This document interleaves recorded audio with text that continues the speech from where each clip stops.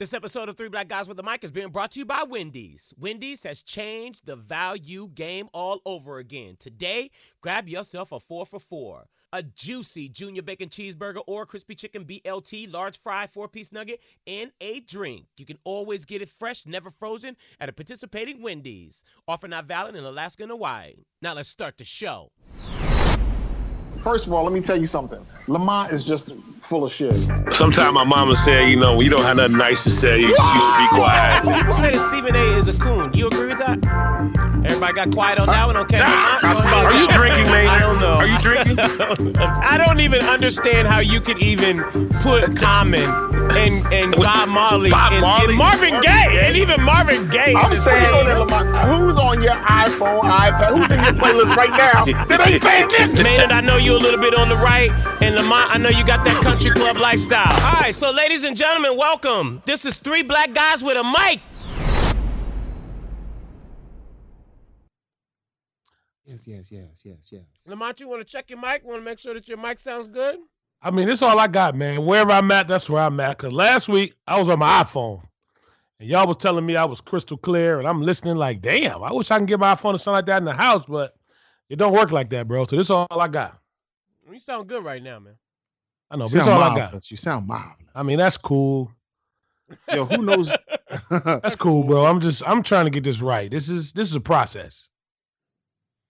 Well, ladies and gentlemen, welcome to another episode of Three Black Guys with the Mic. Lamont is here, Maynard is here, Spud is here. Hope everyone enjoyed their Memorial Day weekend and our Memorial Day show.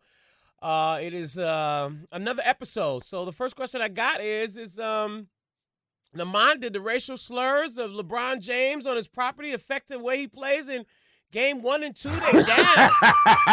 Shoot. Listen, bro. They down 0-2. I know they was down 0-2 last year, but what is going? I mean, them Golden State boys came to play this year. Listen, man. Listen. When is the last time you think LeBron slept in that bed in Brentwood? I don't know. But let's not act like that's LeBron's, mainstay or, I got some whole other questions. You know what I'm saying? Because, again, this is in Brentwood, California. And if you don't know, people talk about Beverly Hills and all that, but Brentwood is where it's really at. Like, that's where Will Smith was at, like, 20 years ago. You know what I'm saying? And all of those other real big boys. So, it's Rockingham. Listen. It's Rockingham. Yeah. Yeah. You put some paint on the wall, man, you keep it moving, bro. You know what I'm saying? What you do on the court, now that's a different conversation. And for the record, I'm not no LeBron fan. Let's be very clear. I am not a fan of him as a basketball player. Now, as a human being, as a father, a black man, a businessman, he gets the W. But when he on the court, I'm good on LeBron James. I'm straight. So can I ask you a question, man? What? I'm team light skin, bro. I'm team light skin. What you want to do? I'm team light skin. First of all, I want to ask you a couple of quick things, and one is just kind of like housekeeping. Can you back up off your mic just a little bit? A new microphone and everything. No, I need to turn it down. Is it loud? Please, you in my house right now. I want to be close to you, bro. No homo. You know what I'm saying? Yeah. Okay. All right. You good? That I don't know yet, but because you yelling too, because you all about. We'll see in another 5 minutes. You heavy with team light skin right there. I ain't mad at you. Team light skin, bro. That's why I don't go out in the summertime. I want to be team light skin one day. I don't think it's gonna happen. The other thing is, so what you saying to LeBron is just put some paint on it and keep it moving. Yeah, we in America, man. He said it best. Being a black man in America is this is par for the course, bro. What was really sad, and we could take the whole podcast up and talk about, what we're dealing with on a national, international, local level that, is pretty much the same as it was about 50 years ago. The only difference now is that we got a couple credit cards in our pocket. Some of us have a bigger house, but we got more debt to go with that house. But, you get a lot of the same things that some of our parents and grandparents and great-grandparents had to deal with, period, point blank. Okay, wow. Jason Whitlock. All right, Jason Whitlock. I'm just saying. That's okay there, Jason Whitlock. Let me say something, man. Oh, whoa. I just saw that stab.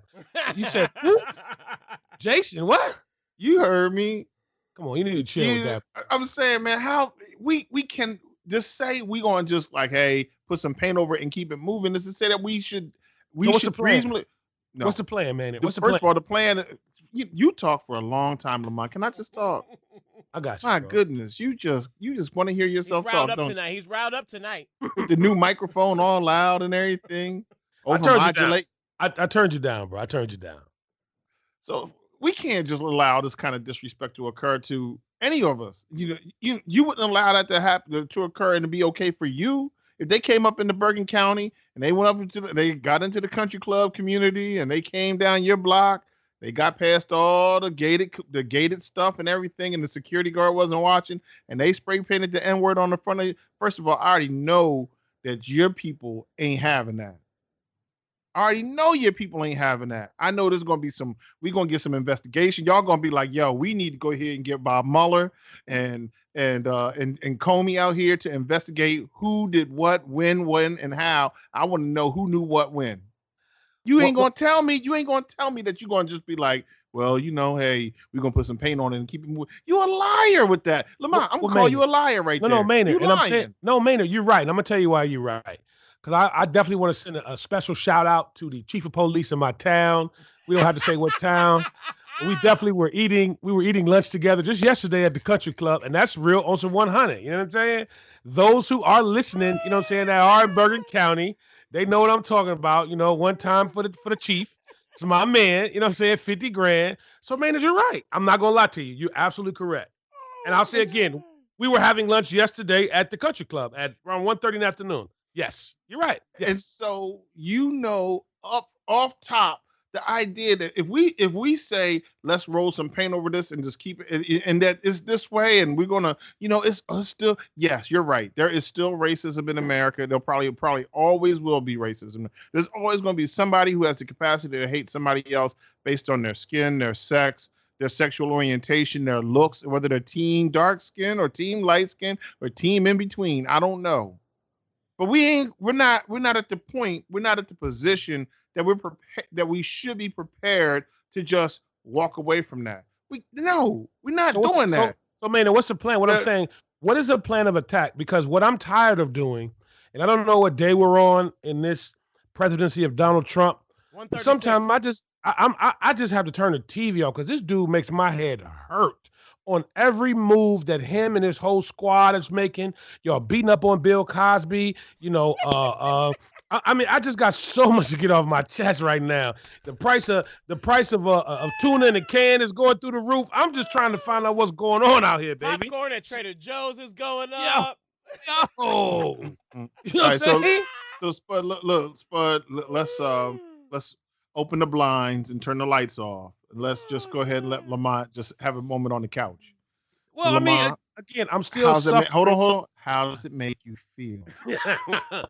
It makes me feel that, and again, I saw something on the internet on Facebook, and this was really scary, bro, is that they took some clips from Donald Trump's speeches on the campaign trail, and they did like a little mashup with some of the things that happened in Selma, Alabama, some of the things that happened in Mississippi in the 50s and 60s, and how, what Donald Trump was saying was kind of like, it mirrored what was happening in those days of the people at the lunch counter, the dogs being sicked on people, the water hoses. I mean, it's scary, bro. It's like, it's almost like on some deja vu, even though I wasn't. Back to the Nixon administration. Exactly. Well, I would say we can go back before Nixon, but we can put it there. You know what I'm saying? Yeah, we got to take it back. We got to take it back. Yeah. We got to take it back before the Kennedy days. We got to take it deep. We go all the way back to, obviously, slavery itself. Yeah. I mean, they canceled Underground. Well, they didn't really cancel it. They just couldn't afford it. I mean, I can't see Underground no more. I'm just like, I'm tight out here, bro. I'm like. Well, let me ask you this question, because I got into this debate, with somebody the other day, and they were, and speaking of LeBron James, they were saying that, how LeBron James said it is still hard for, black people in America or black men in America, and so on and so on. And this person was saying to me that, he didn't believe that that was a true statement, because he was saying that, black people got it better than, what we think we have it. And so. Oh, no. And even to go back to Lamont's point, right? I mean, what is the solution? Here's the problem. Well, let's start with just identifying the problem, because this is on some BS. But that is my point about the problem. The Hold on. problem is, no, think about what this person said to you for a second before we even jump. Think about it. He said, well, black people do have it good. That's to say, like, all right, we used to beat you 7 days a week, but now we beating you 2 days a week. That's 5 days better. and Is that okay? I totally disagree with him. I was like, dude, you are crazy. I don't even know what you're talking about. Anytime that, a young black man can get shot by the police in the middle of the street and they get off, I mean, trust me, we still got a long way to go. Here's the problem, and I throw this back to you, Maynard. In regards to Lamont's point, in regards to what is the plan, what is the solution? The problem with black folks is that we will riot. I mean, now we will, no, let me take that back. We will rally, we will, march, we will protest, and then nothing else happens. After that, it's just like, okay, we move on. And to your point in regards to, LeBron James, yes, you shouldn't just put no paint over it and just keep it moving. The problem is that nobody's going to do anything about the fact that somebody wrote the N-word on LeBron James's property and got away with it. We're not going to do nothing about it. Now, what we need to do the things that we always have been, what we always were supposed to do. We have to be vigilant. Overcome. No. We have to be vigilant. That's one. Someday. Right. B, we have to vote for the individuals that we think best support our interests. And when they do support our interests, we continue to support them. When they don't, we put pressure on them until they do. And if they won't act right, we vote them out. We can't even get our people to vote. That's that. So then let's get to see if we're having a difficult time mobilizing our people to vote. Then we have got to. And there is a sister out here who I'm really interested in us speaking to, and I'll share her information a little bit later. Who wrote an article back in February? Her name is L. Joy Williams, who wrote an article back in February talking about the importance of voting in the midterm and local elections. And we've got to educate ourselves on the power of our vote, particularly at the lower level. I was speaking with at the lower levels. When I mean by lower levels, like mayor and city council and senators and state and et cetera, et cetera. I was speaking to a brother today, and we are talking about what it takes to mobilize ourselves and how much we were all excited because we were going to vote for Barack Obama and we all in it. And then 2 years later, nothing. We lost the House. I know this goes back to episode 1. And then, not long after that, we lost the Senate and it's something like, we have only like 16 gubernatorial or governor mansions across the country right now that are Democrats. That means that we have been we've been giving away our own responsibility and accountability and letting other people make the decisions for us. So we got to stop that. So Maynard, can I respectfully make a comment to what you've been spewing the last several episodes? Because I just think, like you just said to us and to everybody that's listening to us all over this great country, even outside of this great country, is that we're going to legislate a thought process, a way of thinking that is like utter buffoonery or just foolishness. No. Well, hold on. Because you said that the plan is, because Spud's question was, what is the plan? How do we execute somebody spraying the N-word? And you're sitting here telling us that we need to worry about who we're gonna vote for. No, Maynard. Yes, it does kind of. It has to start there.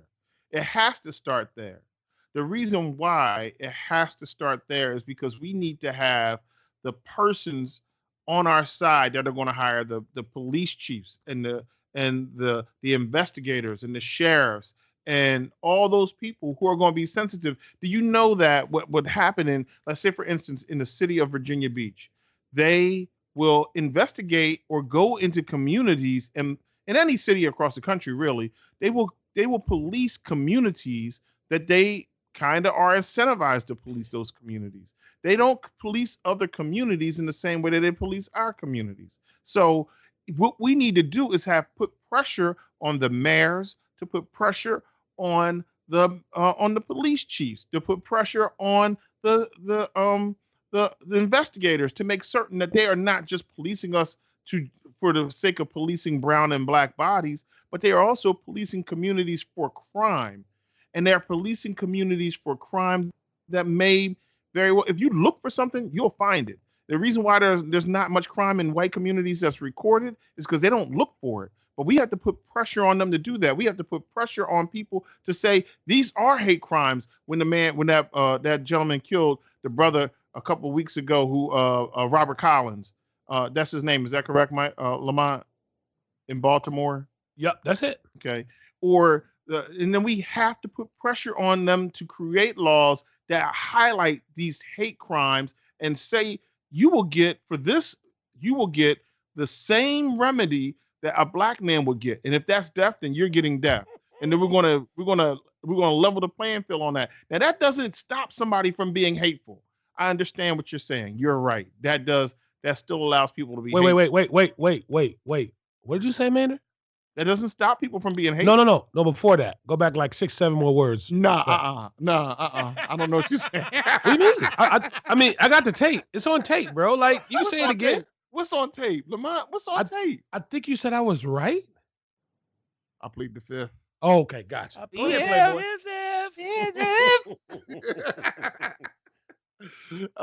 So it doesn't keep people from hating.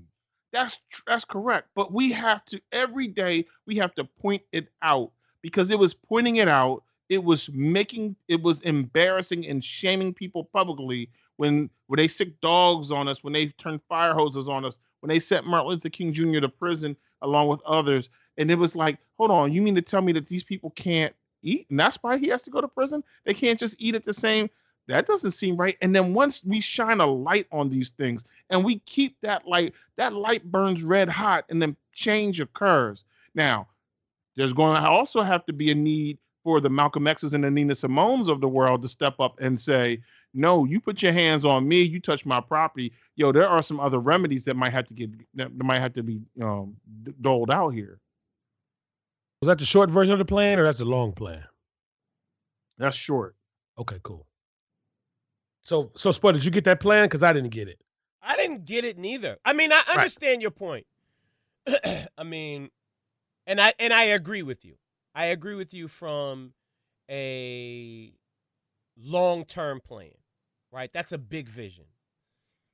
From a short-term plan, which you said it was short, but from a short-term plan, it's very difficult to overcome the steps that you are that you just envisioned in regards to getting people to rally around, and vote on a local level. Why does that sound so hard? We saw the Black Lives Matter movement explode in the past. Ooh, good point, my brother. Good point, We've seen these people motivate and move individuals to all types. None of them have been to the polls. The majority of those people still was, 100 million people didn't vote in the last election. Black folks still didn't vote. 100 million black people didn't vote? 100,000 or whatever it was, black folks didn't vote in the last election. Still. Then we have to educate people. Then we have to educate people. How long are we going to educate? I mean, let's just go back. This isn't a new thing. That's the problem I always have. I understand that black folks has been, black folks in politics, we haven't been at the political process for that long, right? So I get that part. However, how long do we continue to say that we need to do the things that you're talking about? What you're talking about with until respect it's done is not new information. We got to get people out to vote. We got to get it registered to vote. You got to get out to vote. You know what? Then you're right. You got to get out the vote. Let's just quit now. Vote or die. Let's just lay down now and just say forget it. I'm not saying that. I'm just saying. Then say something. Then listen. The idea that we're going to do, the idea that those things aren't the right ideas, fine. Give me something better for a better place for us to start. I don't profess to know that this is going to be the be all to end all. These are some places I say that we should start, but what else is there? If we don't do something, let's just lay down and just let's just turn on Love and Hip Hop and just watch that and just hope that it all just works itself out. And let's not vote. We see where that got us. That got us on Trump. Donald's not so bad, is he? Well,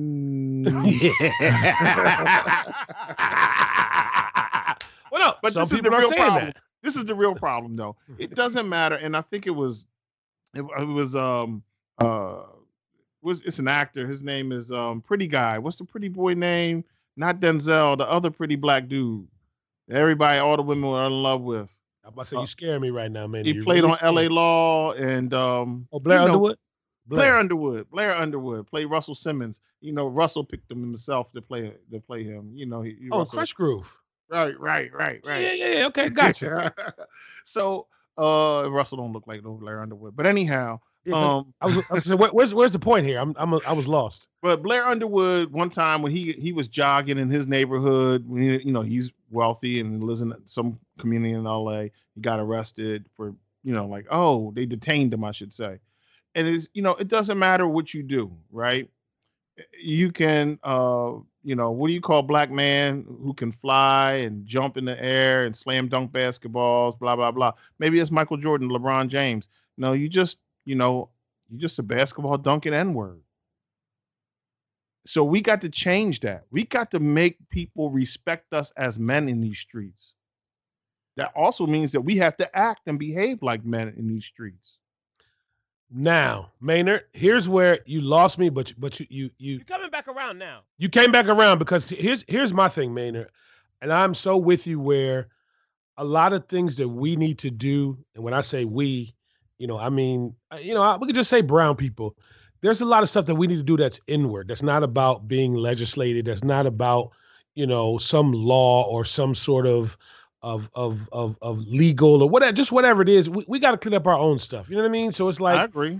I think, and more towards like, how do we help our own community? I mean, there are certain segments of us who have certain bits of pieces of that whole self-empowering thing that I think it's a good thing. And I think we need to do more of that. I mean, I forgot the brother's name because you know him, Claude Anderson.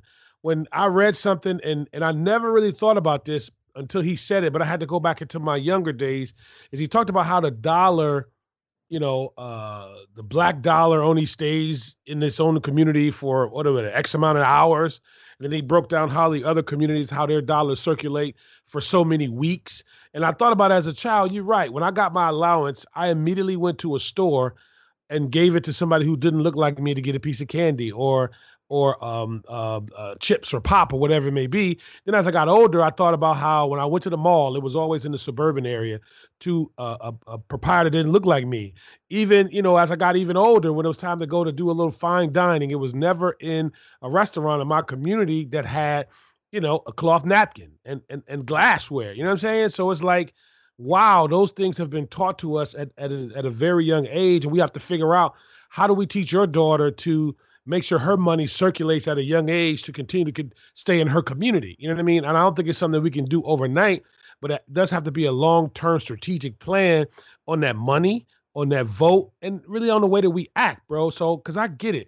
You know what I'm saying? Even with the police and the whole shebang, it's like, but it's a certain way that you got to act with the police. Because at the end of the day, the police is nothing but a modern day slave catcher. No matter how you want to look at it, if you know the history of the police and where they come from, that's what they were. So you got to know really that they on the street have the power to do whatever it is that they want. And your job is, as my man, Killer Mike used to say, is to survive the encounter, to be able to make it to the crib. So when that homeboy who want to sit up there and fight with the police, who want to mouth off with the police, playboy, that ain't the time or the place to do that. You know what I'm saying? So it's a lot that we have to do. So again, Maynard, I think you're right, but we got to add on to that. You know what I'm saying? It's more than just take it to the poll. Your mic broke up. I'm sorry. You said you think I'm what? No. I'm saying it again. I said you're right in terms of the voting.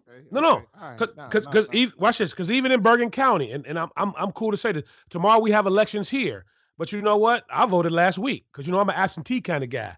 You know what I'm saying? Because I don't know where I'm gonna be. So at the end of the day, even as I told my wife, I understand the importance of just this particular election, not just the big presidential space, but I need to know who my assemblyman is. One time for my man, you know who you are. know what I'm saying? We smoke cigars, and because when I have an issue in my community, you're right. I got a cell phone number. I'll call them and say, yo, it's a pothole over here, Playboy. Get Department Works over here because these tires on these cars is expensive. Yeah, but These think rims about is the city of expensive. Detroit. You know what I'm saying? Think about the city of Brooklyn. Okay. Think about the South Bronx. I mean, everybody can't pick up the phone and call, their, mayor or, whatever. Everybody doesn't have that particular access. Now, they can pick up the phone but and Spud, call. wait. No, but Spud, But everybody right, that's doesn't what I'm have saying. that particular type of relationship. I understand Should that, we but block Maynard, that? but Maynard has to me has if we haven't learned anything else from Maynard, it's about being active in your community with the political process. Am I not correct, Maynard? That's true. And letting that particular political person know who you are. Am I right, Maynard?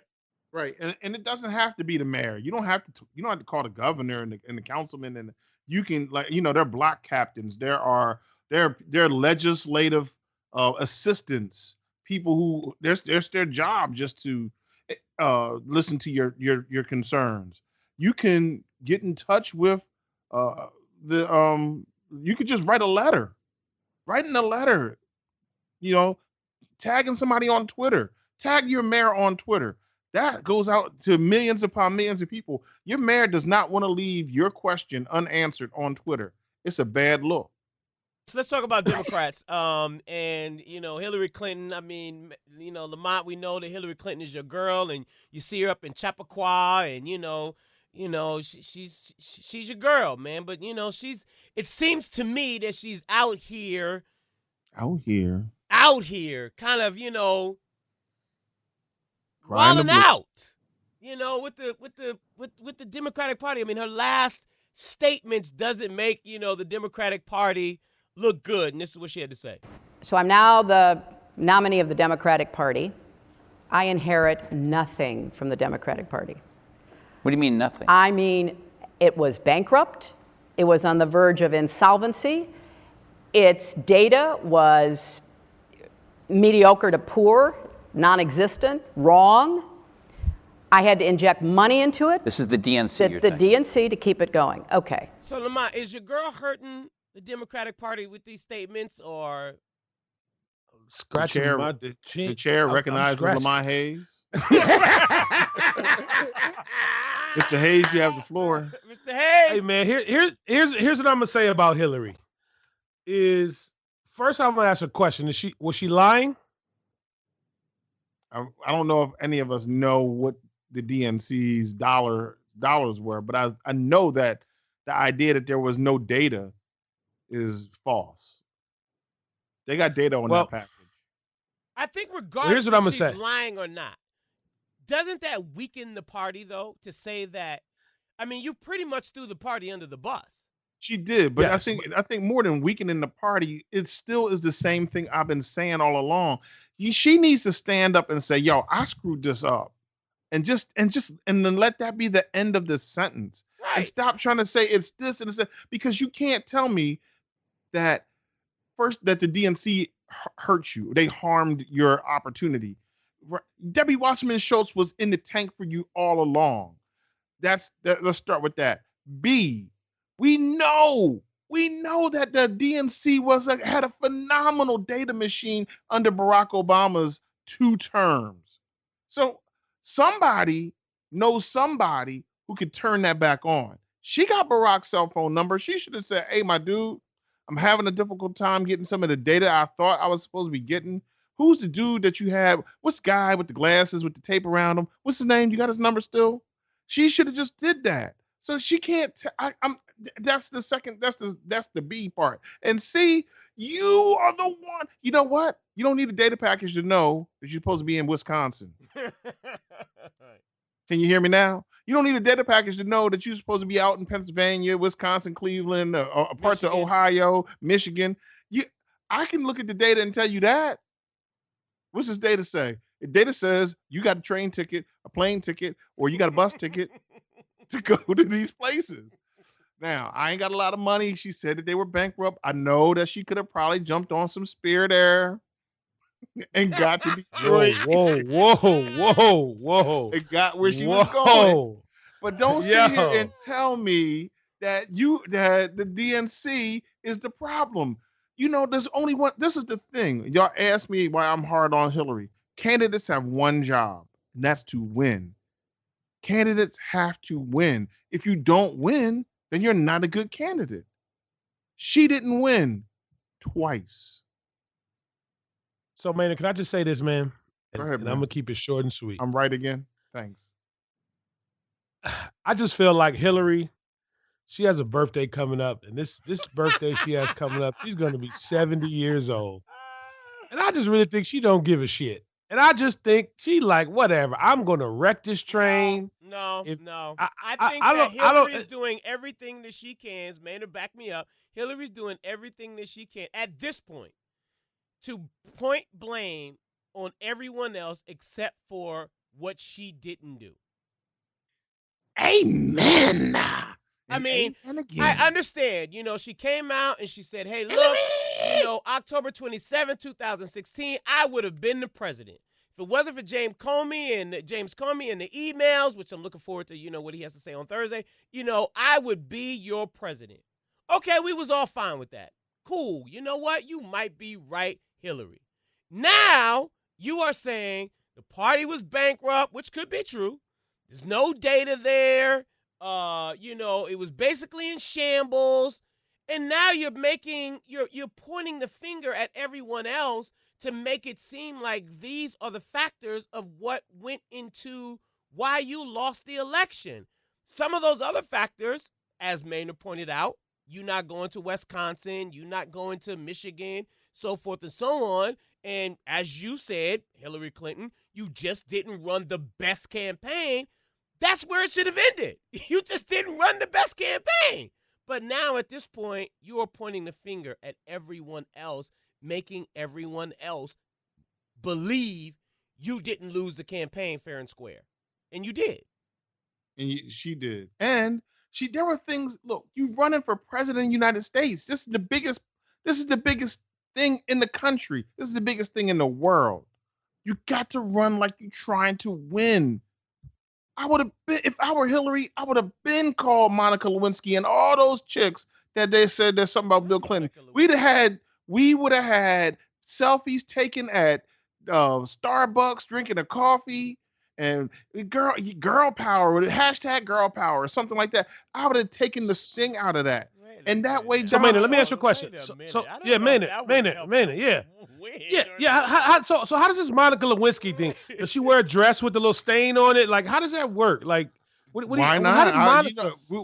what you want to do is you knew you were going to go. They knew they were going to go after Donald Trump and women way, way back. They knew when they found that woman who won the Miss Universe that was being, talked bad about by Donald Trump. They knew they were going to pull that out. You know that Donald Trump was going to pull out Monica Lewinsky and those other women. I'd take the sting out of that. I would have pictures with them and we'd be busting it up. Oh, I want to just say that women need to understand that if we don't stand together, we'll fall for all that. I'd have done all that. You want to be president. She didn't humanize the situation. She was a political candidate and she wasn't a human being. I heard Howard Stern say that on his show where he was saying that she didn't even want to come on the Howard Stern show. And he begged for Hillary Clinton to come on because he was like, listen, I can help you relate to the men that you are not getting because you're not humanizing the situation. And I would have to agree with that because, you kind of seem a little bit far-fetched. But at this point, I just think that you're throwing the Democratic Party under the bus. And from my opinion, and Manny, you're the political guru here, you can back me up. Your job at this point, knowing where we are at the Democratic Party, Tom Perez being new, Keith Ellison being new, we don't have any bench. I would think that her efforts would be doing everything she can to make the Democratic Party look unified, legit, and strong and prepared to go into 2018. Am I right? I would think that would be what she should be doing. And here's some other factors just to keep it 100. Don't get quiet on me, Lamont. Don't get quiet on me. Hillary. No. I was gonna say no. This is the part where Maynard likes to hear himself talk. And what I was gonna say is that you both of you guys, you're right.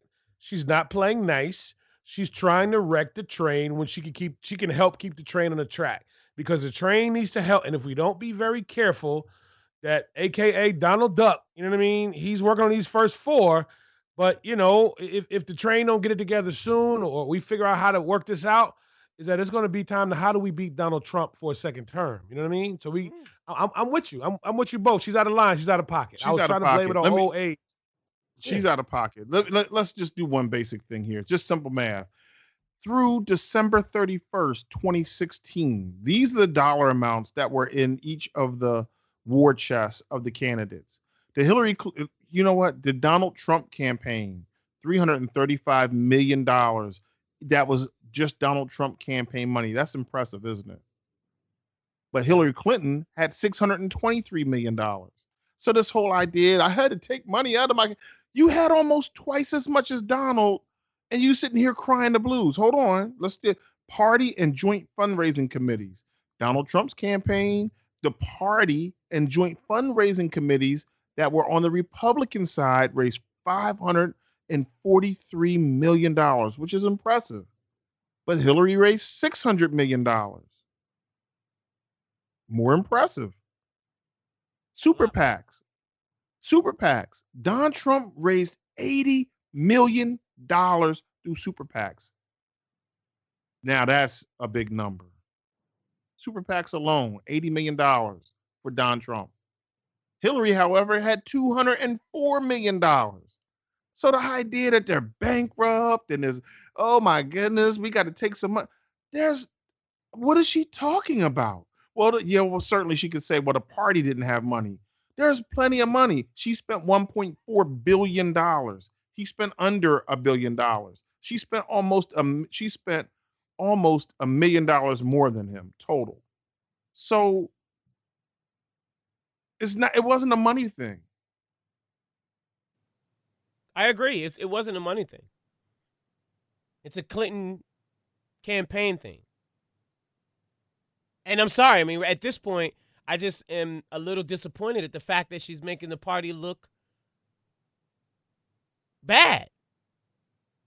And also, I mean, where's 44? I mean, isn't 44 supposed to be helping too? I mean, I know my man, he's done with Oprah and David Geffen. I mean, he got the $60 million book deal coming out next year. I mean, he got the $400,000 G's. I mean, for speaking engagement, he just got the $8 million home. Hey, Barack! Man, we got let B-Rock. Let him breathe. Yo, man, listen. When? My man just did 8. He just did 8 on the books for us, bro. So let my man. Maynard, did Barack say he was going to help the Democratic Party when he was done? Wasn't that his statement on the way out? I guess he ain't done yet. Damn. But we still got some time, man. We got some time. There is one thing that Hillary didn't do, and this is her own fault. Donations less than $200. Barack raised $234 million in that category. Hillary raised $102 million. So Barack outraised, he did basically twice what she did in that, more than but twice. What did Bernie Sanders do? Because Bernie Sanders had a very strong. I don't have his number, but Trump did. But Trump only raised $89 million. Mitt Romney previously only raised $25 million for that same time frame. But this is the trick. She raised $102 million from small donors. This goes back to your humanizing deal, right? So she was $100 million off, or 50%. She raised less than 50% of what Barack raised in that. However, when it came to big donors, she was right behind Barack, only a few percentage points off. So that means that goes back to that whole thing about, Wall Street. She was getting so much money on Wall Street, she was ignoring how to get these $200 or less donors. Let's switch the gears to hip-hop. Lamont, let me go to you, Gucci Man, and his girl, Keisha Aora. I don't know if I said that right, but, she's hot as well. She announced on Instagram that they're filming a show for BET. They're going to document their lives as well as their wedding. Lamont, Jim Jones has done it. Jules Santana's done it. T.I.'s done it. Scrappy's done it. Young Jock has done it. They all have done reality TV. You're the expert here in music business. Is reality TV a help or a hurt for a rapper's career? Ooh. Well, I think it all depends on where the rapper is in their career. I think right now Gucci, and we call this the post jail Gucci, which I'm really happy to see. Like my man, no more smoking, no more drinking the lean. He's always in the gym, on the Instagram, on the Snapchat. My man doing the lunges. You know what I'm saying? He making tons of records. He's eating Doing the right. lunges. He lost a lot of weight. Yeah, Doing the lunges. I was like, yo, what's that? My man was like, yo, that's a lunge. I'm like, a lunge. Whoa, Playboy, I'm First good. of all, I am mad that you didn't know what a lunge was. I need for you I have no to idea. get yourself back in the gym. If you don't know what a lunge is, I need you to go sign up for whatever private. I need you to go to the country club tomorrow. Whatever trainer Yes, they sir. got, I need you to say, hey, listen, man, I need to get on this Gucci Man plan is what I need to do. Get the lunges jumping off. No, Hey, man, that's he what don't he need to go doing. to the country club gym with that, man. He go to the country club gym. Lamont gonna be like, listen, I want a frittata and and bring that right over here. Now I'm gonna count to 10. I'm gonna do 10 of these. Then it's gonna be time to eat, and I'm gonna need to go ahead and can you get the steam room up and hot real good for me? Exactly, So I can get my because that's where the deals are done these days. Anyway, go ahead, Well, Lamont. I'm I'm telling my sorry. secret, but anyway, but no, yeah. But I was gonna say for Gucci, I mean, I don't think it can hurt him. You know what I mean? As long as he has to watch what he puts into the reality show, and then that's all they can take out. So I mean, Gucci's not gonna be up there getting reckless or retarded or wanting to fight or spit or anything because he don't want to get violated and get sent back up to the house. So I think it's good for Gucci. I'm happy for him. He found somebody that cares about him, that obviously he cares about. So I think it's a good look. I do. Well, look, man, do you think this is what? Do you think No. that reality TV helps or hurts? Hell no. Hell no. This is a horrible look. This gimmickry cooning and buffooning that is reality TV, it's just time out for that. First of all, it takes Facebook, Instagram, Snapchat, Twitter, MySpace to a whole other level that we got that people are somehow that interested that they gotta watch. Look, you got private stuff, keep it private. We don't need to see that. You stay on your grind. That's what's getting you where you need to go. And you say, we're gonna add this so we can boost up our views and impressions, our clicks, our all that. That's all. That sounds wonderful. Clicks and views. That sounds wonderful. But it ultimately, reality TV makes all these people become some kind of coon. It's a bad look. I'm gonna tell you who told y'all this. He told y'all this a long time ago. Malcolm, that camera is about as bad as any narcotic. Yes, he did. Elijah Muhammad said that camera is bad as any narcotic. Don't get sucked in. Good point. Brother Minister said that, Lamont. Are you mad at brother? You mad at the minister? Nah, you know what? I kind of wanna. Ooh, you might be agreeing debate. with Lamont. You might. Oh, I thought you was. I thought you was No. agree with me. No. That's what I'm saying. What he's saying, I do think is true because I say this all the time. Is that when we had in the music business, we had a lot of these superstars. We didn't know a whole lot about them. I think it was about the mystery of the artist. And then what they're saying is that you're right. You don't want to know everything about the particular artist, but I think we are in a time and a place that we like to see. Like I cried. I think it was last week. When I found, and I had to see it on DVR, so I don't know when it really came on. When I saw the last episode of T.I. and Tiny, you know what I mean? But it was like, what? Hold on, whoa, stop! Cried? You cried? Yeah, I cried, my bro. Yeah. Over T.I. and Tiny's reality I like. show? I like Tim. I like Tiny. And you know why? You didn't say cry. No, you didn't say cry. No, I cried. I cried. I shed a tear, bro. I shed a tear. But you know why romper. I It's that really... romper is what it is. It's the romper wear. It's the romper wear. No, but Maynard, as for what you saw in that show, whether it be good, bad, or do you have a sound different. effect that's like a womp womp womp? Okay, man, you gonna quit hating and let me get this out? This is not bro? hate, man. This is not hate. This is real talk. If I don't toughen you up, then you ain't ready to be out here in these streets, man. I gotta come down hard on you and Well, toughen he you does. up. You ain't ready to come out in these streets He was like at the that, man. country club, with the city officials. So I mean, you might have Yes, to I toughen sure was. him up a I little came bit. front. Yep, I You sure look was. around, were other people crying, or was it just you? I was at home by myself, bro. I was in the dark. You know what I'm saying? I had a glass of wine. and I watched the finale of T.I. and Tip. You know what I'm saying? I had a nice no. Jacoco You say Chanel slippers Moscato? on. You had Jacoco Chanel slippers and your white furry Did you say bathrobe with the Sitting in my boa. room with my smoker's jacket on. Yeah. You know what I'm saying? I wanted to see that family unit again. You know what I'm saying? I like seeing that on TV, bro. And I'm not ashamed to say that I did have a glass of wine and I was in the dark watching the finale of T.I. and Tiny.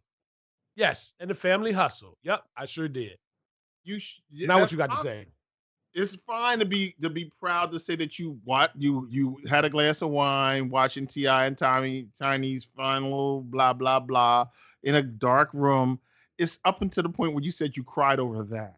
I mean, look, if you said you were watching Old Yeller, if you said you were watching something like like Coolie High, Color Purple, E.T., Bambi, if you said you were watching Bambi, John Q, right Goonies, you could have said you were watching Pretty in Pink, anything but T.I. and Tiny's final. You cried? Episode of the family hustle. Yes, I'm sad to see them go. So wait, Yes. so Maynard, you're saying that T.I. and Tiny, the family hustle was a bad look because under your thought process is reality TV is coonery.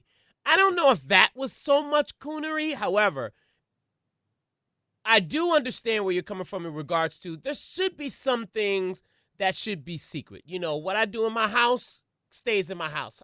And so now we have to live. The world has to live. And that was my point about this topic is this going to hurt T.I.? Because now, on the outside looking in, from a fan's perspective, from those who are not a fan, from the people who are just a movie fan that doesn't really know his music, who watch him on television, they look at him as this man has cheated on his wife. He is now leaving his family. Which, I mean, hey, ain't nothing wrong with that. To each his own. I mean, hold on. I don't want to say that there's nothing wrong with it. Let's just say it's not it's not what you think he signed up for when he said "to death do us part." Things happen. True. Far be it from me to say that things don't happen. All right, I've not been the best person under the sun, but it's not that there's not nothing wrong with that. There's something wrong with it. There's not a whole lot right with it. No, I agree. And thank you for clearing that. It's life, right? I mean, it happens, right? It happens. But from a fan's perspective, and even Lamont, you can kind of chime in on this situation as well. I mean, back in the day, if anybody looked at an artist from a female perspective and even knew that they even had somebody, they were turned off. That was the norm. It was like, oh my God, you can't tell somebody you got a girlfriend or a wife at home. I'm going to lose fans. Now, yes. Fast forward. Oh, I love to see a family unit and, raising the kids. It gives me a whole new perspective of, their life. And it does buy into the narrative of supporting their movies and so forth and so on. But it's got to be somewhat of a bad look from his fans that what came out, right? Well, I go ahead, Lamont. That's all you, man. Go ahead. I'm sorry. Is this a Kleenex moment, Lamont? I mean, I'm trying to get over it because again, it's still a sensitive subject for me. It's still a little tender. You know what I mean? That I still got subject to me because it's a bad look for hip hop. That is a bad look for hip hop. This moment's been brought to you by Puffs. No, I mean, again, it was a bad look, but I think, it's A and the B side. The A of it could be, like you said, it's life. You know what I mean? But the B side is you got to remember that there's some young 10 or 12-year-old that's taking this in. And I just feel like, younger people today, they take in so much more than what we took in, at our age when we were in that space. So it's like, the long-term effects of that, you know what I mean? And again, like Spud said, for hip hop overall, I know for me growing up, hip hop was just about, the beat, the rhyme, you know what I mean? And the DJ manipulating the beat. You know what I mean? Now it's like, how many followers does the artist have on Instagram and what does their show look like? And did they get caught popping pills or, like that's he definitely got to get the shot. Hip hop though. None of that's hip hop. Hip hop is a thing. Hip hop is a thing that is what it is. You can't You can't just like, well, we're going. Well, this is now all of a sudden. Well, he got the fly ceiling fan in his house, so that's hip hop. No, it's not. Well, no, here's where I disagree with you, Maynard. I think we also got to be honest that Maynard, you're a young man that is above, what some would consider to be a targeted demographic of what they consider to be new hip hop. Hip hop, what we consider it to be, it is different, and we can't just say our idea of hip hop is what these younger people have to have as the same idea. You can't do that. That's not right. And That's I not also fair. think, and I also This think is that pop hip-hop, culture. that This is goes not into hip-hop. the This is narrative, pop though. culture. But it always is going into the narrative. I mean, LL Cool J talked about, his cars. He talked about their clothes. I mean, they talked about, the things that they have. They talked about materialistic items as well. 40s that Nobody they has drink. Nobody has a problem with you saying that. What I'm saying is hip You hop. do. Listen, hold on. Everything in 88 is fine. The things Exactly. that are being said in a rap song or a hip hop song aren't necessarily hip hop. That's what that person's experience is in hip hop. That doesn't make that because somebody talks about a pair of a Tom Ford suit doesn't make Tom Ford hip hop. It just means that this person is experiencing something different than what most people in hip hop know, and then he's just talking about it. That's fine. No, but hip hop is Maynard. not. No, hip-hop I is disagree. No, I'm gonna tell you why I disagree. And this is so 100, Maynard. When I got married 5 years ago, right? I went to a place and I said, I'm gonna get me a tailored tuxedo. I got a tuxedo. Hell, I didn't even know whatever. But I was on the inside and it said Tom Ford. Tom Ford. Where did I hear that from? I heard that from Jay-Z. I didn't know what that was. But you know Hold what? up. So That's listen, not hip hop. listen, Just Jay-Z but mentioned it didn't mean that Tom Ford started making suits after Jay-Z mentioned it. listen. Because Listen, Wu-Tang listen. Rock Polo and Ralph Lauren stuff didn't make Polo and Ralph Lauren hip hop. They were already Polo and Ralph Lauren. Hip hop gravitated to it. It didn't gravitate to them. Can I finish? Maynard? What you will admit is that hip hop is a culture, correct? Yes, it is. What I'm saying is that when Jay-Z put that in that song, because he is considered to be hip hop, he put his stamp on it. He was like, yo, X, Y, and Z, Tom Ford. So he did make that having a Tom Ford a part of the hip hop culture. No. It is. What Maynard is saying is hip hop is these are and Maynard can say it better than we can in regards to what the basis and what the foundation of hip hop is based off of. Graffiti, b-boying, whatever, whether DJing, whatever the rest of the ones Maynard knows it better than But we. those are the five elements of hip hop. Okay, go back. Hold on. But that is the core elements of what hip hop is. So those are the aspect of hip hop. Because and what I think I hear Maynard saying is that because Jay-Z is hip hop, but because Jay-Z mentions Tom Ford doesn't make Tom Ford hip hop. It's just Jay-Z likes Tom Ford. Am I right on that, Maynard? Right. But and it was and yes, you're right. And listen to what Lamont's story said. Lamont said, I was getting married. I walked into the place to get a tailored tux. I saw this thing. It said Tom Ford. I was like, I never heard of that. That means that Tom Ford was making an impression on you without hip hop making the impression on you. You made a connection. No, I had no idea about Tom. I had no idea. You had no idea about Tom Ford. Tom Ford was making suits before Jay-Z mentioned him. All right. I'm not saying that, he didn't introduce it to a bunch of people, but that's like saying if Jay-Z makes a song and says, I had some Wrigley's Double Mint gum, that all of a sudden Wrigley's Double Mint is hip hop. No, it's just it's a product that happens. So you're saying again, right? So Timberlands are not hip hop. So when people talk about I got to wear my Timbs and my triple fat goose or my North Face, well, maybe not North Face, that's a suburban thing. But let's just stick with Timberland for example. Is Timberland? What would you consider that to be? That's just a shoe that people just wear, right? It's a byproduct. Yeah, it is because people were wearing Timberlands way before hip hop was a thing. Okay, I totally disagree, but I'll let you have that. Today is your day, Maynard, because T.I. and Tiny is no longer on VH1.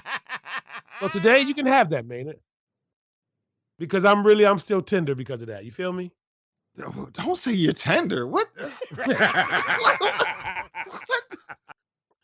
But I do think, before Maynard gets his cactus, I think it's something that you really, really Is he jumped gonna over give one, unless or is he Maynard's. getting one? Because you did say he was gonna get one. No, I'm saying, I'm saying, well, no, he needs one. You know what I'm saying, for some of his foolishness today.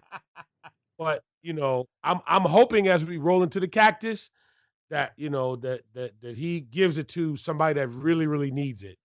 Somebody who smokes a lot of weed and who doesn't believe in God. We don't need anybody pointing in any direction for the So, cactus. Maynard, I did think he I can take send you care a of it. list of the people who were off limits for the cactus this week? Because it sounds like he sent sent you a me- message to say these people This are is who off gets it. limits for the cactus. Anybody else can get it. But I just want to reiterate that I sent you a list, and these people are off limits. That's what it kind of Yes, sounded like. exactly. Well, he's really So saying I'm this gonna is fall one. back. If you don't cactus up this one dude, then you ain't doing your Yes. job. That's what he's saying. Exactly. go- So, I so wanna I'm go- gonna fall back and let you breathe.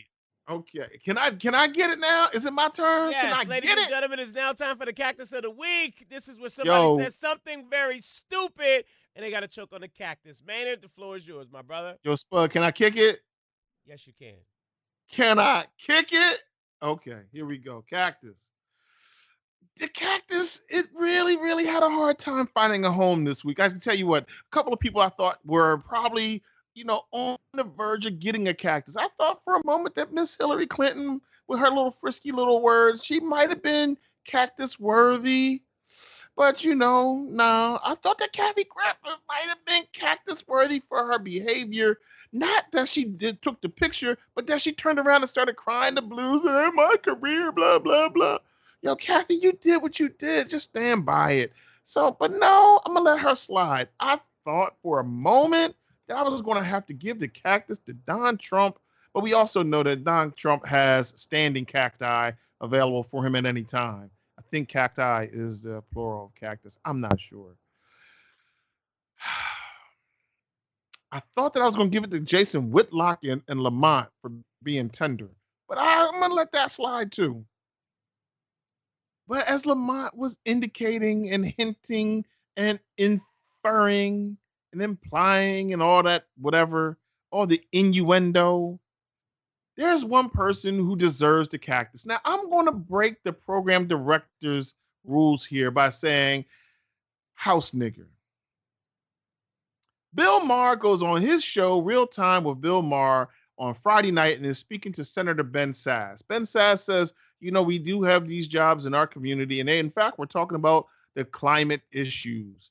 And Bill Maher says, yeah, I understand you got those jobs. And then Ben Sass says, yeah, you need to come out and work in the fields with us. I got the clip. And You want me Bill to play it? Paul. Yeah, go ahead. Let's do it. Here's the clip. We'd love to have you work in the fields with us. Work in the fields? That's part of that. That's Senator. I'm a house nigga. No, it's And that's Bill Maher, ladies and gentlemen. Now, in the past, I've said that Dave Chappelle should have a little bit more license to use the word nigga. I think we all, as Black people, have, not all, but many times, Black people have used that word, whether as a term of endearment, as a something that we said in anger, as something to describe someone we found distasteful. But we also have always used a rule that while it may be an objectionable term, that the Black community has a pass at saying it because it belongs to us, but other people don't have a pass. Bill Maher, you may have dated some sisters. I think he dated Kerry Washington at one point in the past. I'm not 100% certain if that's accurate. You may have been down with some Black folks. You have Black folks on the show all the time. You don't get a pass to say nigger, house nigger, field nigger, nigger, any way you spell it, any way you say it, you don't get a pass, my dude. As a result, I'm going to have to ask you to take this cactus deep to the throat. I want you to chortle on that real quick. All right? Just right there in the throat and enjoy that and I hope your season ends without you making another mistake, because I will revisit you with some more cactus. Let's talk about this white boy for a minute. You know what I'm saying? And at the end of the day, I like using that word. This white boy who, I remember distinctly how he was walking up Hollywood Boulevard with a superhead on his arm because I used to be his girlfriend, like for real, for real. Right. I forgot about that. Right. You know how my man was prancing around like he was down with the bros, and you know he was puffing the L, and he was hanging out with this guy and that guy, and yep. Somebody said, well, Lamont, he always gives your man Killer Mike a platform. I said, yeah, okay, cool, but at the same time, there's still a line that we're not supposed to cross, and it goes back to what we talked about earlier. Maynard, you're right. Spud, you're right. We shouldn't use the N-word amongst one another. But you know what? Spud said this earlier. We're going in Spud house, stay in this house. So I feel like if we amongst ourselves and that's how it go down, that's amongst us. This white boy don't get that kind of conversation to be on HBO in that space. Nah, that's not cool. See, sooner or later, a line has to be drawn. I said this on my Facebook page when I was having this discussion, is that I guarantee you 100 million gazillion Bitcoins that if he was to say that and say something derogatory about the Jewish community. That's that Bergen County talk. Yeah, no doubt. Yeah, no doubt. I threw it out there real quick. You know what I'm saying? That this would have been nipped in the bud. So it also very quickly, there would have been some real serious, disciplinary, whether we got kicked off the air, I don't know, but it would have been, Anti-Defamation League would have got, tight. God forbid he would have said something about the real gangsters, the LGBT community, you know what I mean? Because them dudes would have been like, he gets off the air and he would have been gone. So it also, like I said, goes back to what we said earlier, is we got to figure out how do we make these people respect us a little bit more? Because at the end of the day, that the way he was derogatory to me and the people that are like me is because they don't really respect us like that. You know what I mean? So he go ahead. I'm sorry, man, because I got tight about this one. I feel you. I mean, I feel like I shouldn't even have given the Cactus. I think you should have gave that because you were eloquent with that, my dude. Yeah. Very much eloquent. Well said, my friend. Well said. Yeah. So again, you're right. I'm sitting there looking, and it's a couple of black girls, but we'll get back to that in a minute. Go ahead. I feel like he likes the black. What has to happen too right now, Bill, I'm still watch you on Fridays. We need. There was a moment on Tim Russard's show when Meet the Press when Tim was still alive, when Gwen Ifill, who also has passed on just recently, came on Tim's show, and she gut punched him with respect. But it was after the Imus scenario when Imus had called those girls, the girls from Rutgers, some nappy-headed hoes or whatever he said about them, which was a very horrible statement for him to make.